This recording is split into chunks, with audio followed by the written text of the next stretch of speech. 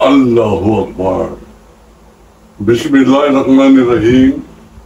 Alhamdulillah Rabbil Alamin. Assalamualaikum warahmatullahi wabarakatuh. Allahu Akbar. Mga kaibigan, ating pong bibigyan ngayon ng diin ang isa sa mga issues na kumakailan lamang ay lumitaw.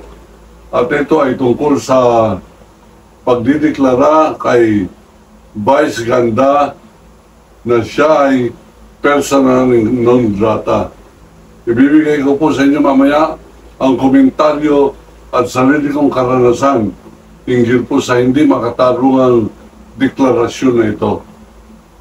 Mangyari po lamang na ipakalat po itong ating pong video sapagkat dito inuulit ko ang aking paghahamon ng public debate kay Senator Chisi Escudero hinggil po sa kanilang ginawang paglapastangan sa ating pong konstitusyon sa pagbabasura, pag-archive o pag-dismiss ng impeachment complaint laban sa bintang ng pandarambong at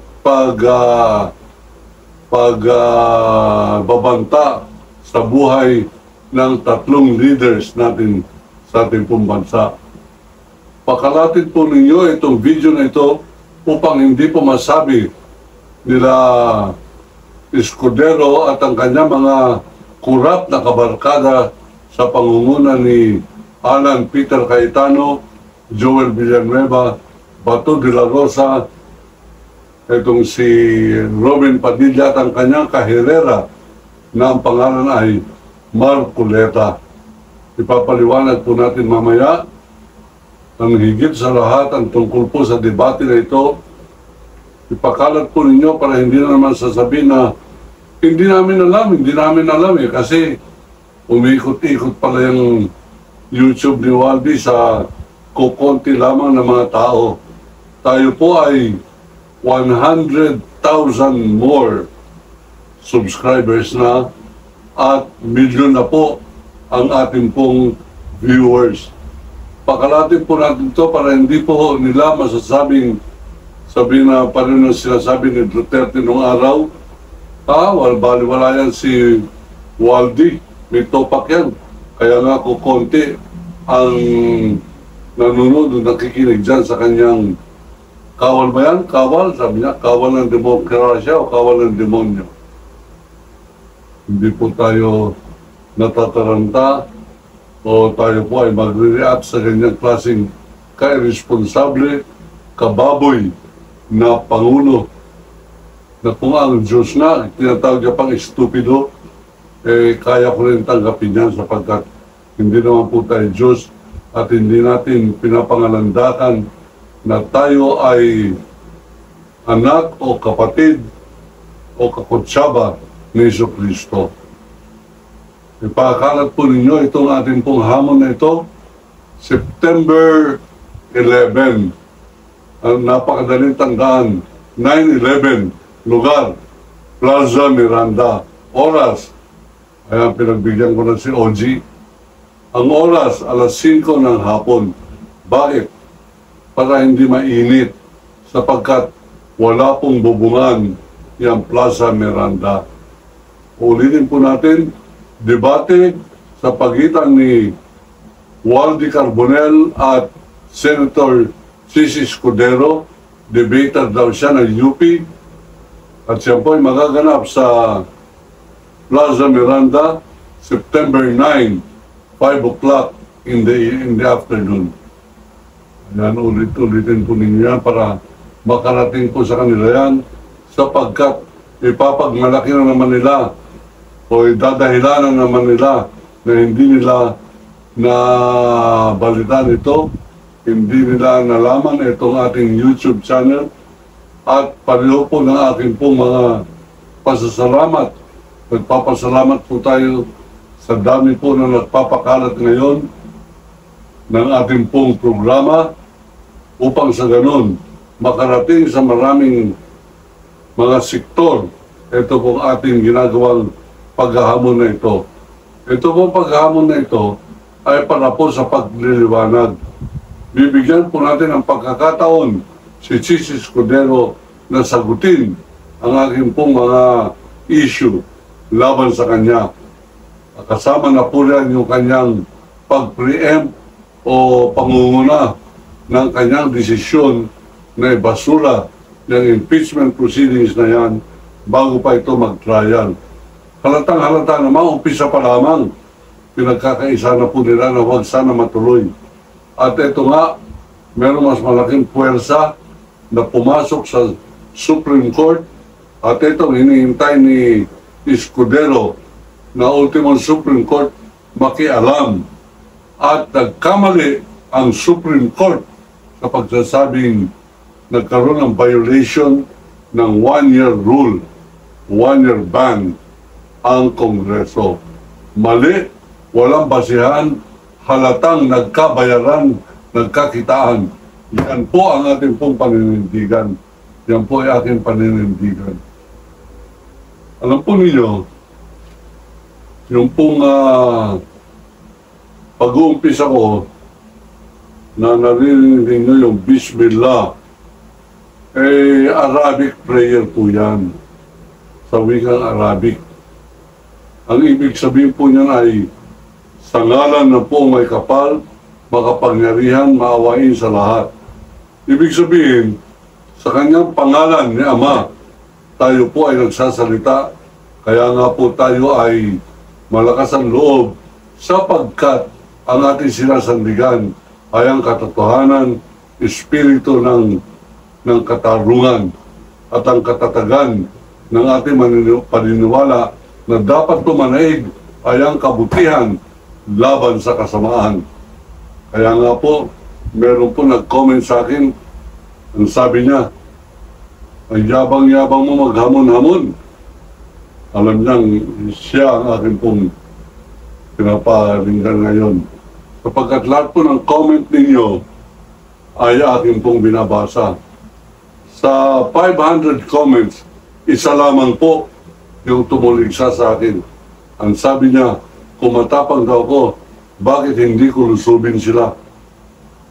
Mga kaibigan, nung ako po ay hinamon ni Mayor Duterte sa kanyang pagkakatatag ng Davao Death Squad, nagtungo po ako sa Davao City, sa harapan ng City Hall, na kung saan sinabi niyang doon kami magtutuos sa harapan ng estatwa ni Don Claudio ng Davao City.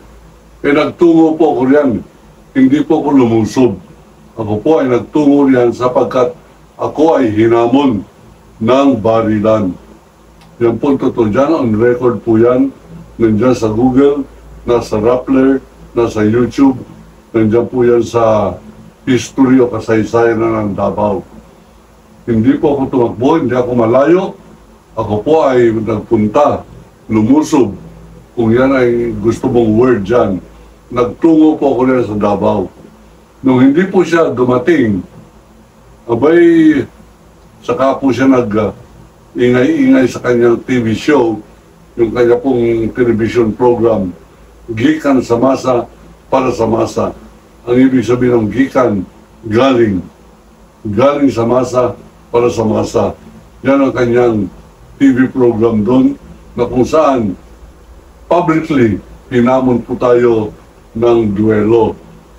Ang sabi niya, pumatapang ka, pumunta ka riyan sa harapan ng City Hall alas 9 na umaga. Yan po ay noong 2003. Siya po ay alkalde, hari at Panginoon ng Davao City at tayo po ay isang veteran journalist na alam ko ang nagpapatay doon sa journalist na akin pong iimbestigahan sa Davao. Walang iba kundi ang hepe ng Davao Squad, Death Squad, ng pangalan Rodrigo Duterte. Ayan, yung sasabihin po ninyong ba't hindi ko lusubin.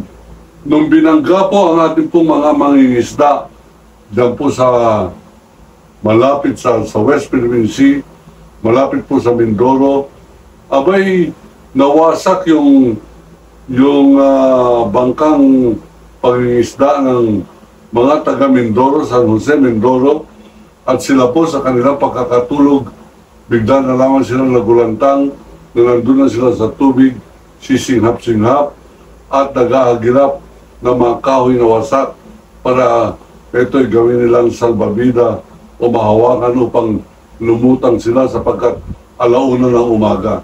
Binangga po ng bakal na sasakyang pandagat ng China.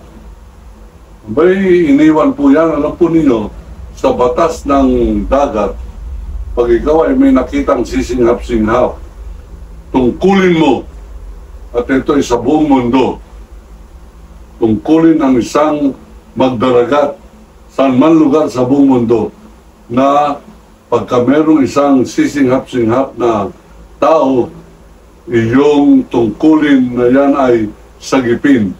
Ito mga kaibigan, binangga, sila ay sisinghap-singhap, iniwan, nag-U-turn, tumalilis. Ito pong sasakyan pandagat ng China. Ano po aking ginawa? Nagtungo po ako sa Chinese Embassy. Babanggain ko sana yung kanilang gate. Hindi ko po nagawa sapagkat ang gate pala ng Chinese Embassy ay meron pang malapad at mahabang hagdan na anim na baitang, tapos yan po ang kanilang lobby. Kaya hindi po pwedeng umakyat diyan ang aking pong sasakyan na Fortuner SUV. At ang ginawa ko na lamang po, nagdala ko ng bandera, bumalik po ako, sinulog ko ang bandera ng China sa harap ng Chinese Embassy.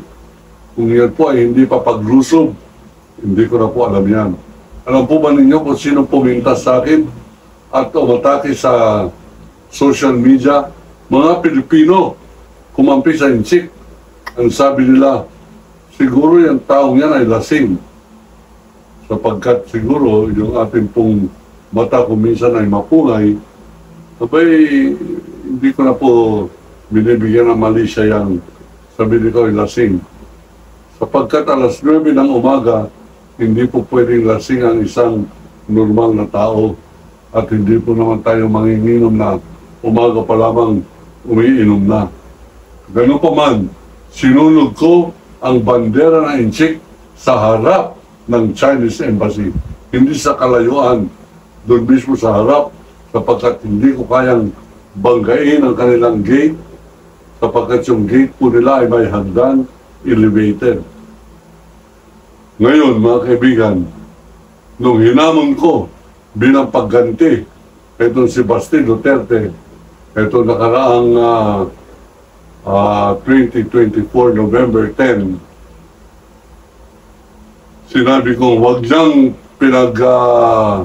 tatangkaan na bombahin ang Ilocos Norte, pareho di umano ng pagbomba ng tatay niya sa Marawi City, kaya akin pong kinagalit ito sapagkat napakalaking krimen yung ginawa laban po sa kamusliman, yung pagbomba ng Marawi City, samantalang ito po ay naglalaman ng mga babae, matanda, bata, na iwan sa kanilang mga bahay at mga houseboy. Mga kaibigan, tayo po ay nagkomentaryo laban po riyan habang presidente, ito nag-utos na presidente ng Republika ng Pilipinas ng pangalan ay Rodrigo Roa Traidor Duwag Duterte. Hindi po naman tayo katapangan, pero pag sinasabi po lumusob, lumulusob po tayo. Yan po sa West China Sea, meron po nag-comment. Sapagkat sa 500 ng mga comment, binabasa ko po lahat. Merong isa o dalawa. Abay, yung pangalawa, sabi, ba't hindi ka magpunta sa West Philippine Sea at hamunin mo mga inchik? Napaka-irresponsable pong salita yan. Pero marami po nakakaalam na ako po ay humingi ng tulong noong araw na makarating ako dyan sa Kalayaan Island sa West Philippine Sea upang iturok ko ang bandera ng Pilipinas, mga kaibigan. Pero bago ka pala makarating dyan, uupa ka ng canter, yung pong malaking bangka ng pangingisda na pwede pong tumira ng isang buwan ang mga 11 mga magdaragat na wala pong uwian. Ang halaga po ng biyahe bawat araw ay 200,000. 3 araw ang biyahe patungo po doon sa may Scarborough Shoal. 3 araw pabalik. Kung 200, mga kaibigan, 200,000 araw-araw, abay 600,000 po yan. Ang ating pong aklat, pinagbibili lamang ng 1,000 pesos. Ibig sabihin, para matustusan ko yung gagawin kong pagtusok ng bandera ng Pilipinas doon po sa ating pong Scarborough Shoal o Spratly, kailangan makabenta po tayo ng 200 na libro. Medyo mahirap pong assignment yan. Bagamat marami na pong bumibili ngayon at tayo po'y nagpapasalamat. Ang proseso, kapagkat yan po ay kasama sa kanilang comment, nagtatanong, paano raw sila magkakartong aklat na ito? Ano po nilalaman na aklat na ito? Ito po ay sinulat ko noong panahon ni Duterte at ang mga krimen ni Duterte ay nandito po. Ito po ay pinadala namin sinumiti sa ICC at gagamitin pong ebidensya yung mga ilang pahina po dito. At maaaring tayo po ay imbitahin para panumpaan yung mga nakasaad po dito. At yan po ay aking hinihintay at yan po ay aking pinag-iipunan sapagkat mahal po ang pamasahe papunta riyan sa Netherlands, sa Europa. Ganun pa man, salamat po sa mga umorder. Madali lamang po umorder ito. I-text po ninyo inyong pangalan dito sa number na ito. Ang inyong complete delivery address. Pag natanggap na ninyo ng libro na deliver na sa inyo, magpapadala lamang po kayo sa GCash ng 1,000 pesos. Pagka nagawa na po ninyong matanggap ang libro, papadala po namin sa inyo ang GCash number ng aming pong opisina o studio. Samantala, hiningan po tayo dito po sa comment nila. Ano raw po masasabi ko dito sa pagdideklara ng persona non grata laban kay Vice Ganda. Abay, bibigyan po natin ng komentaryo yan sapagkat ang ibig sabihin yan, napaka-epektibo nung ginawang konsyerto ni Vice Ganda para siya ay pagkukunan ng pansin, sukdulan siya ay ideklara na persona non grata. Ano po ibig sabihin ng persona non grata? Sapagkat siya po ay salitang Latin, ay sa English, unwanted person. Sa Tagalog, isang taong hindi tinatanggap o hindi ka nais-nais na bumisita sa isang lugar, hindi papayagan na bumisita sa Davao City. Sangayon kay Vice Sara, bayan po nagkakalaban na yan, no? Vice Ganda, Vice Sara. Yung isa maganda, yung isa mandarambong. Vice Ganda versus Vice Sara, vice versa. Ang ibig po sabihin ng persona non grata ay hindi ka papayagan na bumisita o tumungtong dyan sa Davao City.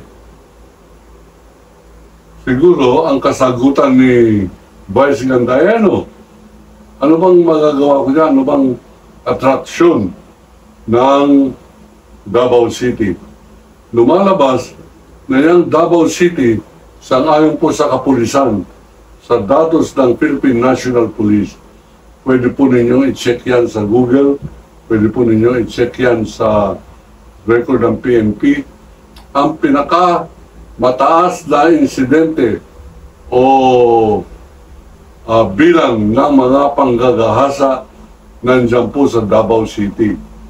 Doon po naman sa PIDEA, ang pinakamataas na traffic ng droga ay nandyan din sa Davao City. At nandyan sila Michael Yang, Sammy Oy, Richard Lim, ng kanilang mga paper trail.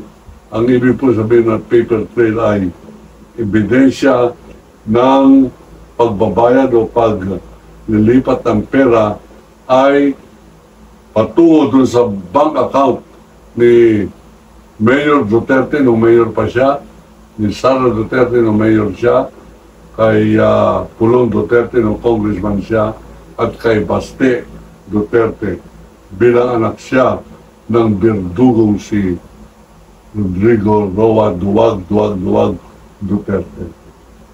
Ako po ay inatasan din, ang nilagyan din ng babala, at ako ay diniklara ng Konseho ng Davao personal non grata.